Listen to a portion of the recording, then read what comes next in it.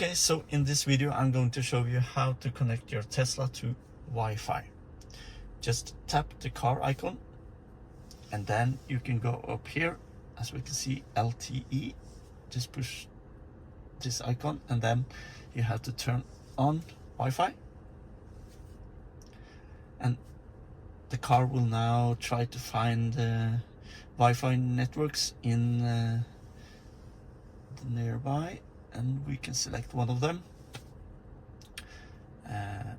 In this Wi-Fi we don't have the password, so we can't join the Wi-Fi, but at home you can just set in the password and your Tesla will be connected to Wi-Fi.